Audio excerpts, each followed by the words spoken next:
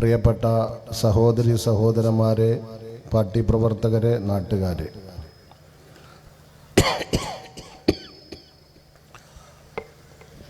ഈ ജാഥ കഴിഞ്ഞ 14-ാം തീയതി കാസർഗോഡ് നിന്നും പ്രയാണം ആരംഭിച്ച് പത്തനംതിട്ട ജില്ലയിൽ എത്തിച്ചേരുമ്പോൾ ഈ ജില്ലയിൽ വളരെ സന്തോഷകരമായ, ആവേശകരമായ, വളരെ പ്രൗഢമായ ഒരു സ്വീകരണമാണ് പാർട്ടിയുടെ സംസ്ഥാന കമ്മിറ്റി തീരുമാനിച്ച ജാഥയ്ക്കും ഈ ജാഥ അംഗങ്ങൾക്കും ഇവിടെ നൽകിയിട്ടുള്ളത്. ആ സ്വീകരണത്തിന് ജാഥയുടെ ക്യാപ്റ്റൻ എന്ന നിലയിൽ എൻ്റെ സഹയാത്രികർക്കും വേണ്ടി ഹൃദ്യമായി നന്ദി രേഖപ്പെടുത്തുകയാണ്. അതോടൊപ്പം വളരെ മികവുറ്റ രീതിയിൽ ഇത്തരമൊരു പരിപാടി സംഘടിപ്പിച്ച പാർട്ടിയുടെ ജില്ലാ പ്രസിഡന്റ് മുതൽ ബ്രാഞ്ച് പ്രസിഡന്റ് വരെയുള്ള ഘടകത്തിനും പാർട്ടി പ്രവർത്തകർക്കും ആ സംഘാടന മികവിൻ്റെ പേരിലും പ്രത്യേകമായി നന്ദി അറിയിക്കുകയാണ്. ഈ ജാഥ ഉയർത്തുന്ന കാലികമായ ആവശ്യങ്ങൾ എന്തൊക്കെയാണ് എന്നതിനെ സംബന്ധിച്ച് ഈ സദസ്സിന് കൃത്യമായി ധാരണയുണ്ട് എന്നാണ് ഞാൻ മനസ്സിലാക്കുന്നത്. ജനമുന്നേറ്റ യാത്ര എന്നാണ് നമ്മുടെ ഈ പ്രയാണത്തിന് നാമകരണം ചെയ്തിട്ടുള്ളത്. ലോകത്തെവിടെയും ജനാധിപത്യപരമായ അല്ലെങ്കിൽ മാറ്റങ്ങൾക്ക് വേണ്ടിയുള്ള ഇടപെടൽ ഉണ്ടായിട്ടുണ്ടെങ്കിൽ, അഥവാ മനുഷ്യനവന സ്വാതന്ത്ര്യത്തിനും നിലനിൽപ്പിനും സുരക്ഷിതത്വത്തിനും ജനാധിപത്യ അവകാശങ്ങൾക്ക് വേണ്ടി എന്തെങ്കിലും ഇടപെടൽ നടത്തിയിട്ടുണ്ടെങ്കിൽ അത് വിജയം പ്രാപിച്ചിട്ടുള്ളത് സംഘടിതമായ മുന്നേറ്റത്തിലൂടെ മാത്രമാണ്. 1917 ബോൾഷെവിക് വിപ്ലവം അന്നത്തെ ആ പ്രദേശങ്ങളുടെ എല്ലാം മതകീയവും രാഷ്ട്രീയവുമായ സ്വഭാവങ്ങൾ എന്തൊക്കെയായിരുന്നുവെന്ന് നമുക്ക് ബോധ്യമുണ്ട്. എന്നാൽ അവിടുത്തെ സാമ്പ്രദായികമായ ഒരു ചൂഷക വ്യവസ്ഥിതിയെ, ഒരു സംവിധാനത്തെ അതിജീവിക്കാൻ അന്നത്തെ വിപ്ലവകാരികൾ അവിടെയുള്ള സർവ്വജനങ്ങളെയും സംഘടിപ്പിച്ച സ്വഭാവവും അതിൻ്റെ രീതിയും ചരിത്രത്തിലുള്ള കൃത്യമാണ്. എന്ന് പറഞ്ഞാൽ വിശ്വാസികളെയും അവരുടെ സംവിധാനത്തെയും ഉപയോഗപ്പെടുത്താൻ ആ വിപ്ലവത്തിന് സാധ്യമായിട്ടുണ്ട് എന്നാണ് ചരിത്രത്തിൽ നമുക്ക് വായിക്കാൻ സാധ്യമാകുന്നത്. ഇന്ന് നമ്മുടെ രാജ്യം അഭിമുഖീകരിക്കുന്ന ഏറ്റവും വലിയൊരു പ്രശ്നം എന്താണ്? ആ പ്രശ്നത്തെക്കുറിച്ച് പലരും ഇങ്ങനെ പ്രസംഗിക്കാറുണ്ട്, പലരും പറയാറുണ്ട്. അതിൻ്റെ അപകടം എത്രത്തോളം തങ്ങളെ ബാധിക്കുന്നുവെന്നതിനെക്കുറിച്ച് ഗൗരവത്തോടെ നാം ചിന്തിച്ചിട്ടുണ്ടോ എന്നതാണ് നമ്മുടെ മുന്നിൽ ഒന്നാമത്തെ പ്രശ്നം. രണ്ടാമത്തെ കാര്യം, ഇത്തരമൊരു പ്രശ്നം യാഥാർത്ഥ്യമാണ് എന്ന് ബോധ്യമുണ്ടായിരിക്കെ അത് പരിഹരിക്കാൻ ആരെങ്കിലും വരുമെന്ന അബദ്ധധാരണയിൽ കഴിഞ്ഞുകൂടുകയാണോ എന്ന ഒരു പരിശോധന നമ്മുടെ ഭാഗത്തും ഉണ്ടാകേണ്ടതുണ്ട്. അതുകൊണ്ട് തന്നെയാണ് ജനമുന്നേറ്റ യാത്ര അഥവാ ജനാധിപത്യത്തിൻ്റെ മുന്നേറ്റത്തിലൂടെ രാജ്യത്തിൻ്റെ ഭരണഘടന സംരക്ഷിക്കുക എന്നതാണ് ഇതിൻ്റെ ഒന്നാമത്തെ ലക്ഷ്യം. ഭരണഘടന പ്രാധാന്യം, അതിൻ്റെ മൂല്യം എന്താണ് എന്ന് നമുക്ക് ധാരണയുണ്ട്. ഇന്നിപ്പോൾ നമുക്കിവിടെ ഒരു പരിപാടി സംഘടിപ്പിക്കാൻ കഴിയുന്നത് ഭരണഘടന നൽകുന്ന ഉറപ്പിൻ്റെ അടിസ്ഥാനത്തിലാണ്. നമുക്ക് സഞ്ചരിക്കാൻ ഇവിടെ സ്വാതന്ത്ര്യമുള്ളത് ഭരണഘടന നൽകുന്ന ഗ്യാരണ്ടിയാണ്.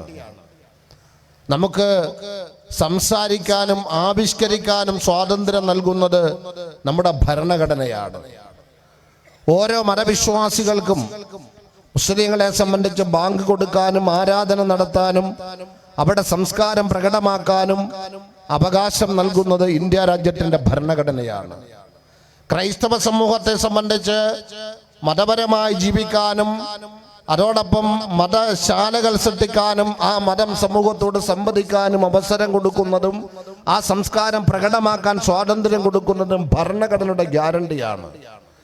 ഈ രാജ്യത്തെ തൊഴിലാളി വർഗത്തിനുൾപ്പെടെ, ഈ രാജ്യത്തെ കർഷകർക്കുൾപ്പെടെ, വിവിധ സാമൂഹ്യ വിഭാഗങ്ങൾക്കുൾപ്പെടെ അവർക്കെല്ലാം അർഹതപ്പെട്ട നിലയിൽ മാനുഷികമായ പരിഗണനയുടെ പൗരന്മാരെന്ന തുല്യ ബോധത്തോടെ ജീവിച്ചുകൊണ്ട് ഇടപെടാനും ഇടപാട് നടത്താനും സംഘടിക്കാനും ശക്തരാകാനും സംസ്കാരം സ്വീകരിക്കാനും അത് പരിരക്ഷിക്കാനും പ്രകടമാക്കാനും ഉൾപ്പെടെയുള്ള സർവ്വ സ്വാതന്ത്ര്യവും ഭരണഘടനയുടെ ഗ്യാരണ്ടിയാണ്.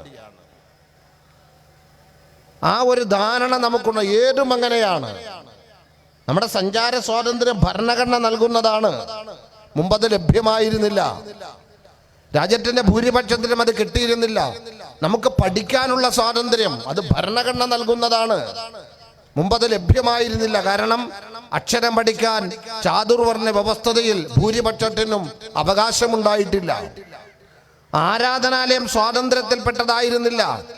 ഈ രാജ്യത്തെ ഉപരിവർഗത്തെ അല്ലെങ്കിൽ വരേണ്യവർഗത്തെ അല്ലെങ്കിൽ ജാതീയമായി മേൽക്കൈയുള്ളവർ എന്ന് പറയുന്ന സവർണ വിഭാഗത്തിന് ആരാധന നടത്താനുള്ള സർവ്വതും നിർമ്മിച്ചു കൊടുക്കേണ്ട ബാധ്യത നമ്മുടെ പൂർവികരായ ഭൂരിപക്ഷത്തിനായിരുന്നു. പക്ഷേ നിർമ്മിച്ച പ്രതിഷ്ഠ നടത്തിക്കഴിഞ്ഞാൽ അതിൻ്റെ മുമ്പിൽ ആരാധന നടത്താൻ അവർക്ക് നിർമ്മാതാക്കൾക്ക് സ്വാതന്ത്ര്യമുണ്ടായിട്ടില്ല. ഈ നാടിൻ്റെ റോഡുകൾ മുഴുവനും പണിതിട്ടുള്ളത് നമ്മുടെ പൂർവികരാണ്. ബ്രിട്ടീഷുകാർ പണിതു എന്ന് പറയുന്നത് പോലും നമ്മുടെ പൂർവികരുടെ കായിക ശേഷി കൊണ്ട് നിർമ്മിച്ചതാണ്. എന്നാൽ ആ നിർമ്മിക്കുന്ന റോഡിന്റെ പണി തീർന്നാൽ അതിലൂടെ വഴി നടക്കാൻ നാൽക്കാലികൾക്കും നായ്ക്കൾക്കും അവകാശമുണ്ട്. പക്ഷേ അത് നിർമ്മിച്ച നമ്മുടെ പൂർവികർക്ക് സ്വാതന്ത്ര്യമുണ്ടായിട്ടില്ല. അക്ഷരം പഠിക്കാൻ സ്വാതന്ത്ര്യമുണ്ടായിട്ടില്ല. കുടുംബജീവിതം നയിക്കാൻ സ്വാതന്ത്ര്യമുണ്ടായിട്ടില്ല. ഇഷ്ടമുള്ള പേര് സ്വീകരിക്കാൻ പോലും സ്വാതന്ത്ര്യമുണ്ടായിട്ടില്ല. പേര് സ്വീകരിക്കാൻ വളരെ ഗൗരവത്തോടെ വേണം ഭരണഘടനയുടെ ഗ്യാരണ്ടിയെ കാണാൻ. അതോടെ അവരവരുടെ സംസ്കാരം നമുക്കറിയാം. ഇഷ്ടമുള്ളത് കഴിക്കാൻ മുമ്പതിന് അവകാശമില്ല. വസ്ത്രം ധരിക്കാൻ അവകാശമില്ല. കേരളത്തിൽ ഒരുപാട് സമരങ്ങൾ നടന്നിട്ടുണ്ട്. കൊല്ലം ജില്ലയിൽ ഉൾപ്പെടെ, ഞാൻ അതിന്റെ വിശദാംശങ്ങളിലേക്ക് പോകുന്നില്ല. വസ്ത്രമുടുക്കാനുള്ള സമരം, അതിനുവേണ്ടി സമരം നടത്തേണ്ടി വന്ന നാടാണ് കേരളം. വസ്ത്രം മറയ്ക്കാൻ എന്ന് പറഞ്ഞാൽ ഇഷ്ടമുള്ള വസ്ത്രം ധരിക്കാനോ അവനവന് ദൈവം ദാനമായി നൽകിയ ശരീരം മറയ്ക്കാനോ സ്വാതന്ത്ര്യമില്ല. വിവാഹം കഴിഞ്ഞാൽ തന്റെ ഇണയുമായി പാർക്കാൻ സ്വാതന്ത്ര്യമില്ല. ഇങ്ങനെ സർവ്വ സ്വാതന്ത്ര്യങ്ങളും നിഷേധിക്കപ്പെട്ട ചാതുർവർണ്ണത്തിന്റെ ഭീകരത താണ്ഡവമാടിക്കൊണ്ടിരുന്ന ഇന്ത്യയിൽ ബ്രിട്ടീഷ് അധിനിവേശം അവർ അത് ഉപേക്ഷിച്ചു സമരത്തിലൂടെ ഉപേക്ഷിക്കേണ്ടി വന്നതിന് ശേഷം രൂപം കൊണ്ട രാജ്യത്ത് മാനവികതയുടെ, മനുഷ്യത്വത്തിന്റെ, നീതിയുടെ, സമഭാവനയുടെ, തുല്യതയുടെ, പരിഗണനയുടെ, ഒരുമയുടെ, അവകാശബോധത്തിന്റെ, ആത്മവിശ്വാസത്തിന്റെ ഒരു നിയമ പുസ്തകം രൂപം കൊണ്ടു. മഹാനായ ഭീംറാവ് ഡോക്ടർ അംബേദ്കറുടെ മുഖ്യ കാർമ്മികത്വത്തിൽ അതാണ് ഇന്ത്യ രാജ്യത്തിന്റെ ഭരണഘടന. ആ ഭരണഘടനയാണ് നമ്മുടെ രാജ്യത്തിന് വരേണ്യവർഗം, സർവ മൂലധന ശക്തികളും ജാതി മേധാവിത്വവും ഒരു ഭീഷണിയായി കാണുന്നത്.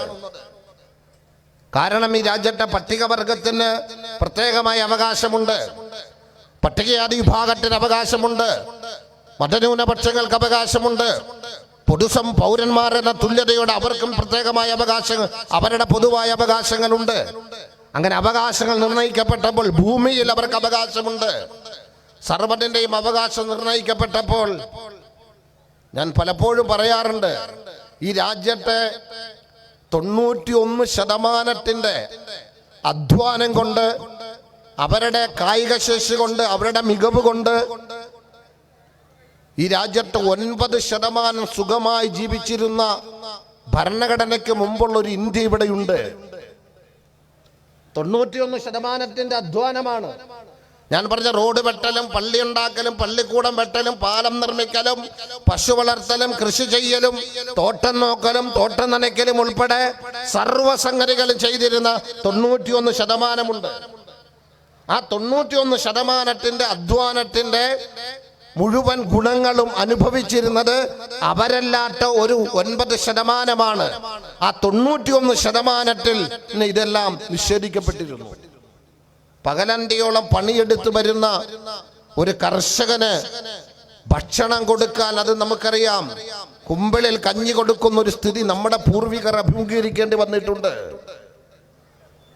ആ ഒരു സ്ഥിതിയിലേക്ക് രാജ്യത്തെ മടക്കിക്കൊണ്ടു പോകാനാണ് ഈ രാജ്യത്തിന്റെ സംഘപരിവാർ എന്ന് പറയുന്ന ഗോൾവാൾക്കറും പ്രത്യായ ശാസ്ത്രം ഇവിടെ ശ്രമിച്ചുകൊണ്ടിരിക്കുന്നത്. അതുകൊണ്ട് പറയുന്നത് ഭരണഘടന ഒരു പ്രശ്നമാണ്, എന്തൊക്കെയാണ് എന്ന് പറഞ്ഞപ്പോൾ നിങ്ങൾ ശ്രദ്ധിച്ചിട്ടുണ്ട്. ആസാമില് 35% മുസ്ലിങ്ങളുണ്ട്. ആസാം ജനസംഖ്യയിൽ 35%. മുസ്ലിം മാരേജ് ആപ്ലിക്കേഷൻ ആക്ട് വളരെ വിശദമാണ്. 937 മാരേജ് ആക്ടും പിന്നീടുണ്ടായ അമെൻമെന്റ് എല്ലാം പലപ്പോഴും ചർച്ച ചെയ്യപ്പെട്ടതാണ്. പക്ഷെ ആസാമിന്റെ ഗവൺമെന്റ് ഈ കഴിഞ്ഞ ദിവസം അതങ്ങ് ക്യാൻസൽ ചെയ്യുകയാണ്. എന്ന് പറഞ്ഞാൽ ഈ രാജ്യത്ത് വ്യക്തി നിയമത്തിൽ ഭരണഘടന വകവച്ച് നൽകുന്ന അവകാശമനുസരിച്ച് ജീവിക്കാനുള്ള അവസരം നിഷേധിക്കുകയാണ്. 35% ജനസംഖ്യയുള്ള ഒരു സ്റ്റേറ്റിന്റെ സമൂഹത്തിനാണ് അത് ചെയ്യുന്നത്.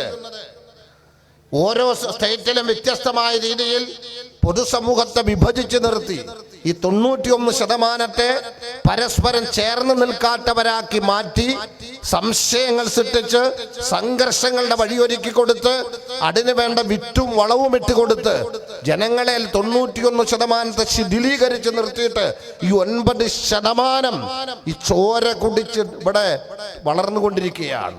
അവരാണ് ഈ രാജ്യത്തെ ബ്രാഹ്മണ്യ ഫാഷിസം. അവരാണ് ഭരണഘടന തകർത്തുകൊണ്ടിരിക്കുന്നത്. ഞങ്ങൾക്കത് സ്വീകാര്യമല്ല എന്ന് പറയുന്നത്. കാരണം ഞാൻ നേരത്തെ പറഞ്ഞതുപോലെ ഞാൻ സാധാരണ ഒരു ഉദാഹരണം പറയാറുണ്ട്. ഇത് എത്രത്തോളം വൈകാരികമാണ് എന്നറിയാൻ. നമുക്കറിയാം, നമ്മുടെ നാട്ടിൽ ഒരു ഫാക്ടറി, 2 ഫാക്ടറി നടക്കുകയാണ്. എന്ത് ഫാക്ടറിയും ആകട്ടെ. എൻ്റെ നാട്ടിലെ ഫ്ലൈവുഡ് ഫാക്ടറി. ഒരു ഫാക്ടറിയിൽ 100 തൊഴിലാളികളുണ്ട്. 18 മണിക്കൂർ പണിയെടുക്കണം. 18 മണിക്കൂർ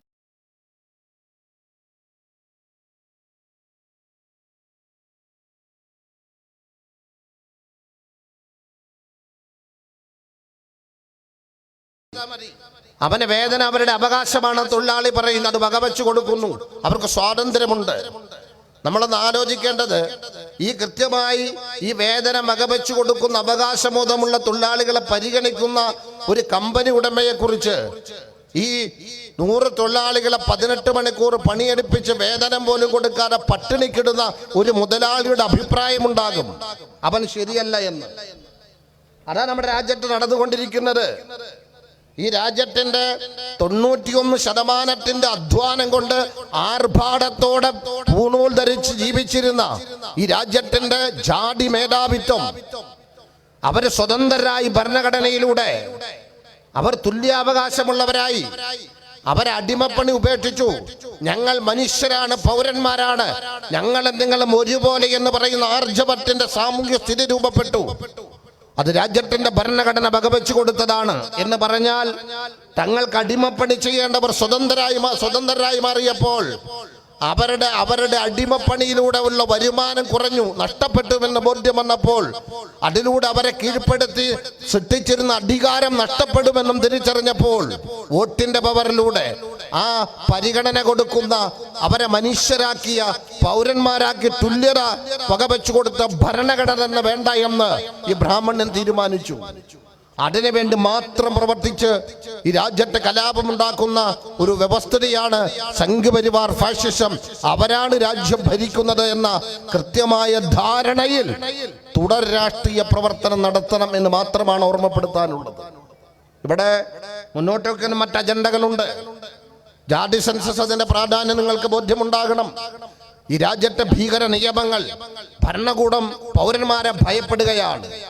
ഒന്ന് ആലോചിച്ച് നോക്കിയേ, ജനാധിപത്യ സമൂഹത്തിൽ പൗരന്മാരെ ഭയപ്പെടുന്നത്, അവർ വർത്തമാനം പറയുന്നത് പേടിയ ഒരു ഭരണകൂടത്തിന്, അവരെത്തി നോക്കുന്നത് പേടിയാണ്, അവർ സോഷ്യൽ മീഡിയയെ ഉപയോഗപ്പെടുത്തുന്നത് പേടിയാണ്, അവര് പത്രത്തിലൂടെ വാർത്തകൾ പ്രചരിപ്പിക്കുന്നത് പേടിയാണ്, അവര് നിയമപരമായി എന്ത് ചെയ്യുന്നതിന് ഭയപ്പെടുന്ന ആശങ്ക മാത്രം പേറുന്ന ഒരു ഭരണകൂടം ആ പൗരന്മാരെ നിശബ്ദമാക്കുന്നതിന് കീഴ്പ്പെടുത്തുന്നതിനും ഇവിടെ മനുഷ്യത്വരഹിതമായ നിയമങ്ങൾ സൃഷ്ടിച്ചു കൊണ്ടിരിക്കുന്നു. അത് ഏത് ഭരണകൂടവും അങ്ങനെയായിരുന്നു. ഫാഷിസ്റ്റ് ഭരണകൂടം അതിനെ കുറിച്ച് ആക്കം കൂട്ടിയെന്ന് മാത്രം. അതിന്റെ ഇരകളാക്കപ്പെടുകയാണ് ജനങ്ങള്. ആരെയും അതിന് ഇരകളാക്കാം, ആരെയും കൽത്തുറുങ്കിൽ അടക്കാം. ഇത്തരം നിയമങ്ങളുടെ എണ്ണം മാധ്യമരംഗത്ത്, തൊഴിലാളികൾക്കുള്ള നിയന്ത്രണങ്ങൾ, പൊതുസമൂഹത്തിലുള്ള നിയന്ത്രണങ്ങൾ, അതോടൊപ്പം ചില ജാതി വിഭാഗത്തിലുള്ള മാവോയിസത്തിന്റെ സ്റ്റിക്കർ ഒട്ടിച്ച് കൽത്തുറുങ്കിൽ അടയ്ക്കാനുള്ള പ്രവർത്തനങ്ങൾ സർവ്വതലത്തിലും നിശബ്ദമാക്കാനുള്ള ഭീകര നിയമങ്ങൾ രൂപം കൊടുത്തുകൊണ്ടിരിക്കുന്നു. ഈ നിലയിൽ രാജ്യം പോയാൽ ആരിതിന് പരിഹാരം കാണുമെന്നാണ് നമ്മൾ വിശ്വസിക്കേണ്ടത്? നിലവിൽ സാമ്പ്രദായിക പാർട്ടികൾ പരിഹാരം കാണുമോ? ഇത്രയും കാലമായില്ലേ, 3/4 നൂറ്റാണ്ട് കാലമായിട്ടും ഈ വ്യാകുലത നമുക്ക് നഷ്ടപ്പെട്ടിട്ടുണ്ടോ? സ്വസ്ഥത വീണ്ടെടുക്കാൻ പറ്റിയിട്ടുണ്ടോ? സ്വസ്ഥത ആകെയുള്ളത് ആർക്കാണ്? ഇതൊന്നും കണ്ട് ഭയപ്പെടേണ്ടതില്ല.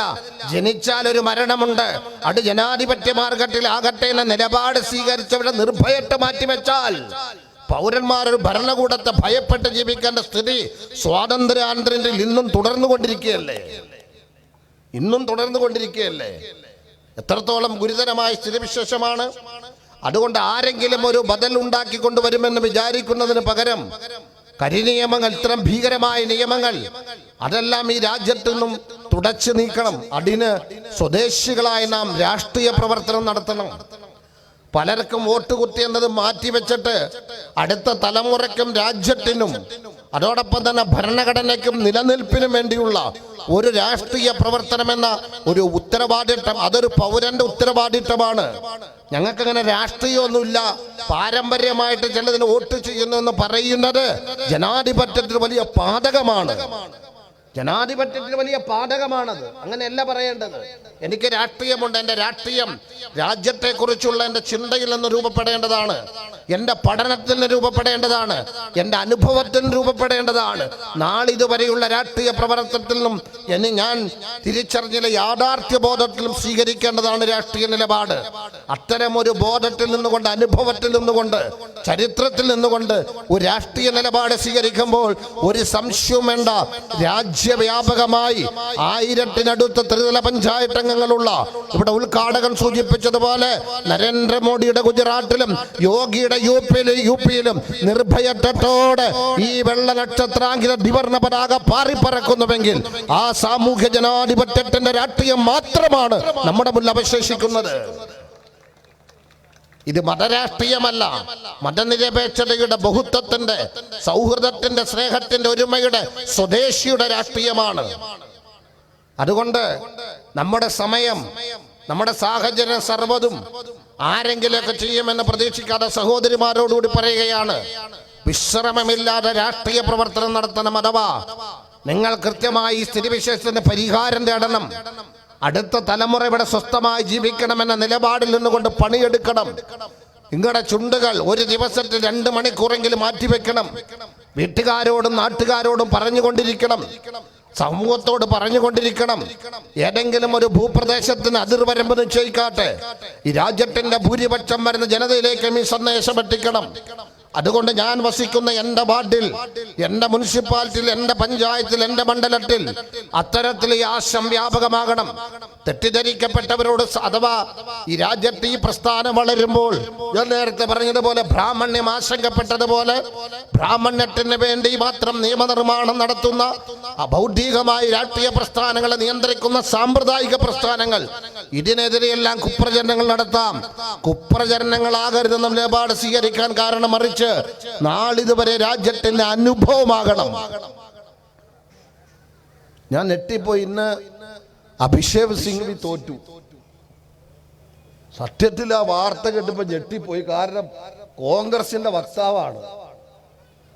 രാജ്യസഭയിലേക്ക് കോൺഗ്രസിന്റെ MLA-മാര് കൂറുമാറി. എവിടെ ഈ തട്ടിക്കൂട്ടി ഇങ്ങനെ പോയിട്ട്? കാരണം എന്താണെന്നറിയോ? മതേതരത്വം, മതനിരപേക്ഷത എന്തിനാകണം? അത് രാജ്യത്തിന്റെ ജീവവായു ആകുന്നത് എന്തുകൊണ്ട് എന്ന് അണികൾ പഠിപ്പിക്കപ്പെട്ടിട്ടില്ല. അധികാര രാഷ്ട്രീയത്തിനപ്പുറത്ത് ആശയഭദ്രതയില്ലാതെ, ആലോചനയില്ലാതെ, ആൾക്കൂട്ടത്തെ മാത്രം നയിച്ച് അതിന്റെ സുഖമനുഭവിച്ച ഈ സാമ്പ്രദായിക പ്രസ്ഥാനങ്ങളിലൂടെ രാജ്യം അഭിമുഖീകരിക്കുന്ന ഭീതിജനകമായ സ്ഥിതിവിശേഷത്തിന് പരിഹാരം കാണാൻ പറ്റുമെന്ന് വിചാരിക്കേണ്ട. അത് ഏത് മുന്നണി വന്നാലും സമാനമാണ്. ഇടതുപക്ഷം, ഞാൻ കഴിഞ്ഞ വേദിയിലും പറഞ്ഞു, സംഘപരിവാറുമായി അഭേദ്യമായ ബന്ധത്തിലൂടെയാണ് പോകുന്നത്. കേരളത്തിന്റെ മുഖ്യമന്ത്രി ഉൾപ്പെടെയുള്ളവർ RSSന് മുഴുവൻ നേതാക്കളുമായിരുന്ന് ചർച്ച നടത്തി ധാരണയുടെ അടിസ്ഥാനത്തിലാണ് സംഘപരിവാർ സൃഷ്ടിക്കുന്ന കലാപത്തെ പോലും കേരള പോലീസിന് സംരക്ഷിക്കേണ്ടി വരുന്നത്. അപ്പൊ അതുകൊണ്ട് ഒറ്റപ്പെട്ട വൈകാരികമായ മുദ്രാവാക്യം വിളിക്കുന്ന ഏതെങ്കിലും ഒരു പക്ഷം എന്നതിനപ്പുറത്ത് രാജ്യത്തിനും തലമുറയ്ക്കും വേണ്ടിയുള്ള രാഷ്ട്രീയ നിലപാട് സ്വീകരിക്കാൻ നമുക്ക് സാധ്യമാകണം. അത് നമ്മുടെ കുടുംബത്തിലിരുന്ന് ചർച്ച ചെയ്യണം, അയൽക്കൂട്ടങ്ങളിൽ ചർച്ച ചെയ്യണം, ബന്ധങ്ങളിൽ ചർച്ച ചെയ്യണം, കൂട്ടായ്മകൾ ചർച്ച ചെയ്യണം. അങ്ങനെ വളരെ കൃത്യമായി തെറ്റിദ്ധാരണകൾ സമൂഹത്തിൽ നീക്കി ഈ ഒരു നിർഭയ രാഷ്ട്രീയം, ഭയമില്ലാതെ ജനങ്ങൾക്ക് ജീവിക്കാൻ പറ്റുന്ന സ്ഥിതി ഒരുക്കാൻ പ്രതിജ്ഞ ചെയ്ത് തുടക്കം കുറിച്ച രാഷ്ട്രീയം, പട്ടിണിയില്ലാത്ത ഇന്ത്യ മുന്നിൽ കാണുന്ന രാഷ്ട്രീയം, കർഷകർക്ക് ക്ഷേമം കിട്ടുന്ന ഒരു രാജ്യം, തൊഴിലാളികൾ ആദരിക്കപ്പെടുന്ന ഒരു ഇന്ത്യ, അതാണ് ഉണ്ടാകേണ്ടത്. തൊഴിലാളികൾ ആ തൊഴിൽ മഹത്വമുള്ളതാണ്, അവർ ആദരിക്കപ്പെടണം. കർഷകർ തെരുവിൽ സമരം നടത്തേണ്ടവരല്ല, അവർ ഈ രാജ്യത്തിന്റെ സേവകരെന്ന് മാത്രമല്ല, രാജ്യത്തിന്റെ ക്രയശേഷി വർദ്ധിപ്പിക്കുന്ന വലിയ ഒരു സംവിധാനം കൂടിയാണ് എന്നതുകൊണ്ട് അവർക്ക് വേണ്ട പരിഗണന കിട്ടണം. അന്നദാതാക്കൾ എന്ന് ഭൗതിക ഭാഷയിൽ പറയുമ്പോൾ അവർ ആ നിലയിൽ പരിഗണിക്കപ്പെടുന്നവരാകണം. അതെല്ലാം മാറ്റി നിർത്തിയിട്ട് രാജ്യത്തിന്റെ മൂലധന ശക്തികൾ, കഴിഞ്ഞ ദിവസം പൂഞ്ഞാറിന്റെ മുൻ MLA BJP വേദിയിൽ പ്രസംഗിക്കുക, ഇന്നലെയാണോ അത് പറഞ്ഞൊരു പ്രധാന സംഗതി, ഇന്ത്യ ലോകത്തെ 5ാമത്തെ ശക്തിയാകുമെന്നാണ് മോദി പറയുന്നത്. അത് 2040. ഞാൻ പറയുന്നത് 2 കൊല്ലം കഴിഞ്ഞ് 1ാമത്തെ ശക്തിയാവുമെന്ന് അദ്ദേഹം പറയാ. ജനങ്ങളെ പറ്റിക്കുന്നു. എന്താ അതിന്റെ അർത്ഥം? നമ്മുടെയൊക്കെ സമ്പത്ത് വിലക്കയറ്റത്തിലൂടെ കാർഷിക മേഖലയെ മൂലധന ശക്തികൾക്ക് തീരെഴുതി കൊടുത്ത്, അതോടൊപ്പം തന്നെ നമ്മുടെ എല്ലാവരുടെയും നികുതി വിഹിതത്തിൽ നിന്നും മുതലാളിമാർക്ക് ഇഷ്ടം പോലെ പണം കൊടുത്ത് ബാങ്കിന്റെ പണം മൊത്തം അവർക്ക് കൊടുക്കാൻ പറഞ്ഞ് രാജ്യത്തിന്റെ സമ്പത്ത് മൊത്തം അവർ കൊടുത്ത്, അങ്ങനെ ഒരു മുതൽ മുടക്കുമില്ലാതെ ഒരു വ്യവസായം തുടങ്ങിയാൽ 10 ഇരട്ടി മുതൽ മുടക്കായിട്ട് ഇങ്ങോട്ട് സർക്കാർ ഒരുക്കി കൊടുക്കുന്ന, ബാങ്കുകൾ കൊടുക്കുന്ന തരത്തിലേക്ക് സമ്പത്ത് മൊത്തം വിരലിലുണ്ടാവുന്ന ആഭ്യന്തര മുതലാളിമാർക്ക് കൊടുക്കുക. എന്നിട്ട് എല്ലാം കൂടി വെച്ച് തലയെണ്ണിയിട്ട് രാജ്യം സാമ്പത്തികമായി വളരുന്നുവെന്ന് പറയുമ്പോൾ ദരിദ്ര രാഷ്ട്രങ്ങൾ 111ാമത്തെ സ്ഥാനത്ത് രാജ്യം. പട്ടിണി മരണം വർദ്ധിച്ചുകൊണ്ടിരിക്കുക. പോഷകാഹാരക്കുറവ് മൂലം മരണപ്പെടുന്നത് ഈ രാജ്യത്ത് 91% തലമുറയാണ്. ബാലവേലയ്ക്ക് ഇരകളാക്കപ്പെടുന്നത് ഈ രാജ്യത്തിന്റെ 91% തലമുറയാണ്. തെരുവിൽ കഴിയേണ്ടി വരുന്നത്, കിടക്കാടം ഇല്ലാത്തത്, ഭവനമില്ലാത്തവര്, യാചിക്കാൻ ഇറങ്ങുന്നവര്, മരുന്ന് കിട്ടാത്തവര്, 10-20 കിലോമീറ്റർ സഞ്ചരിച്ച് ഏതെങ്കിലും ആരോഗ്യ കേന്ദ്രത്തിൽ പോകേണ്ടി വരുന്നവർ, അങ്ങനെ വികസനത്തിന്റെയോ മൗലികമായി കിട്ടേണ്ട സൗകര്യത്തിന്റെയോ അയലത്ത് പോലും എത്തി നോക്കാൻ പറ്റാത്ത ഒരു കൂട്ടരി രാജ്യത്തുണ്ടെങ്കിൽ 91% വരുന്ന ആ ജനതയാണ്, അവരുടെ തലമുറയാണ്. അതിന് പരിഹാരം കാണാനുള്ള ഒരു രാഷ്ട്രീയ നിലപാട് സ്വീകരിക്കണം. ആ രാഷ്ട്രീയം നമ്മുടേതാണ്. അതിനുവേണ്ടി സമയം കണ്ടെത്തി രാജ്യത്തിനും സമൂഹത്തിനും തലമുറയ്ക്കും വേണ്ടി ഒരുമയ്ക്കും സ്നേഹത്തിനും വേണ്ടിയുള്ള ഭരണഘടനാ മൂല്യങ്ങൾ പരിരക്ഷിക്കപ്പെടുന്ന നന്മയുടെ നാളേക്ക് വേണ്ടിയുള്ള നമ്മുടെ രാഷ്ട്രീയ പ്രവർത്തനത്തെ നെഞ്ചിലേറ്റി നിങ്ങൾ ഓരോരുത്തരും അതിന്റെ വക്താക്കളും പ്രചാരകരുമായി മാറണം. അങ്ങനെ ഒരു നല്ല രാഷ്ട്രഭാവി നമുക്ക് സ്വപ്നം കാണാം. അത് വിജയം കണ്ട് അതിന്റെ ഗുണഭോക്താക്കളാകുന്ന ഒരു തലമുറ നമുക്കുണ്ടാകും എന്ന് നമുക്ക് ഉറച്ച് വിശ്വസിക്കാം. അത് സാധ്യമാകട്ടെ എന്ന് ആഗ്രഹിച്ചുകൊണ്ടും ആശംസിച്ചുകൊണ്ടും സാധ്യമാകുമെന്ന് ഉറപ്പ് എനിക്ക് കാരണങ്ങളുടെ അടിസ്ഥാനത്തിൽ ഇവിടെ ഉറപ്പായും നടക്കുമെന്ന ആ ഒരു നിലപാടും അറിയിച്ചുകൊണ്ട് ഇവിടെ നൽകിയ സ്വീകരണത്തിന് ഒരിക്കൽ കൂടി കൃത്യമായി നന്ദി രേഖപ്പെടുത്തിക്കൊണ്ട് ഞാൻ എൻ്റെ വാക്കുകൾ അവസാനിപ്പിക്കുന്നു. Jai Hind, Jai social democracy. Thank you, President.